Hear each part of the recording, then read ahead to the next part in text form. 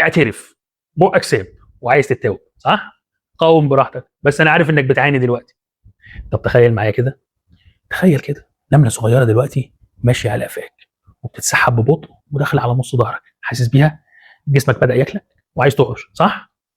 ايه بقى اللي بيحصل لنا ده؟ ليه احنا عاملين زي عرايس المارونيت؟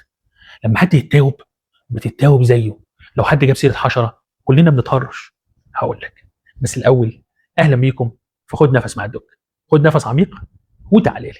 كلنا مرينا بمواقف غريبه، زي مثلا تبقى قاعد في اجتماع مهم جدا ومديرك بيتكلم عن مستقبل الشركه، وفجاه واحد في اخر الاوضه يفتح بقه ويتاوب تتويبه عميقه.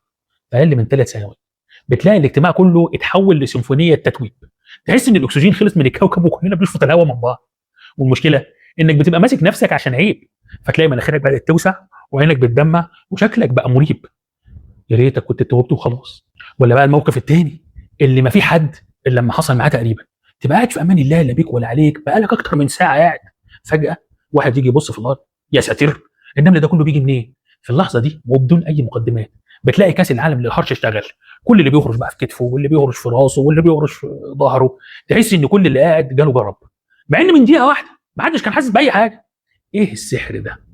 الموضوع مش سحر ولا قرين بيقلدك، الموضوع كله في دماغك، وتحديدا في حاجه اسمها الخلايا العصبيه المرئتيه، ميرور نيورونز. تخيل ان جوه مخك مرايه صغيره، وظيفتها انها مش بتشتغل لما انت تعمل حركه، لا، دي بتشتغل لما تشوف حد تاني بيعمل نفس الحركه. يعني لما تشوفني وانا بتتوب، مخك بيعمل محاكاه للتتويبه، سيميوليشن، وبيبعت اشاره لعضلات بقك وبيقول لها يلا بينا نعيش اللحظه، وتلاقي بقك بيفتح لوحده بدون تدخل منك، كانه مش بتاعك. عشان اثبت لك ان دوت حقيقي مش كلام تنميه بشريه وخلاص، في تجربه مثيره جدا اتعملت في جامعه واشنطن. جابوا مجموعه فئران وحطوا كل فار قدام شاشه بتعرض فار تاني وهو عمال يتهرش. تفتكروا ايه اللي حصل؟ بالظبط، الفئران اللي بتتفرج بدات تهرش كمان بشكل بشع. الخلايا المرئتيه في مخها نورت وخلتها تحس بنفس الاحساس بدون اي سبب عضوي. وصحيح مخ الانسان اكتر تعقيد من مخ الفار، بس المبدا واحد. وفي تجربه تانية لقوا ان التثاؤب المعدي مش بس بين البشر، ده كمان بيتنقل من البشر للكلاب.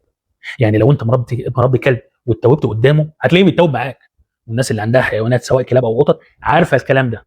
لو انت من النوعيه اللي بتربي حيوانات قول لي في التعليقات، بيحصل ولا ما بيحصلش؟ طب ليه بقى ده بيحصل؟ لان التتويب مش شرط يكون نقص اكسجين زي ما كانوا بيضحكوا علينا زمان. التثاؤب المعدي هو دليل قاطع على التعاطف، امباثي. هنا بقى لازم نقف وناخد نفس ونبص للموضوع بعمق شويه. الخلايا العصبيه المرئتيه دي مش مجرد تفسير علمي لهرش او تثاؤب، دي اداه ربنا سبحانه وتعالى زرعها جوانا عشان نحس ببعض، عشان لما اشوفك بتتالم احس بالمك، ولما اشوفك بتضحك ابتسم لا اراديا. احنا مش جزر منعزله ماشيه على الارض، احنا متوصلين ببعض بواي فاي رباني ملوش باسورد، اسمه التعاطف. الاحساس اللي بيخليك تهرش لما حد يقول لك في نمل، او تتاوب لما حد يتاوب، هو نفس الاحساس اللي بيخلي دمعتك تنزل لما تشوف طفل بيبكي، او قلبك بيفرح لما تشوف ام بتحضن ابنها. خلق ربنا سبحانه وتعالى لادمغتنا بالشكل العبقري ده بيصفخ بكلمه واحده: انت مش لوحدك، انت جزء من كل. ويخليك تقول سبحان الله على دقه الخلق وعلى الاحساس اللي بيخلينا بشر. في المره الجايه لما حد يتوب قدامك وتتوب معاه ما تتكسفش، ابتسم وقول له الدكه بيسلم عليك وبيقول لك الخلايا المرئتيه بتمسي. لو عجبتك الحلقه ما تنساش اللايك والشير، واكتب لي في التعليقات كم مره اتوبت او هرشت وانت بتتفرج على الفيديو دوت. واشوفكم باذن الله الحلقه الجايه، وسلام.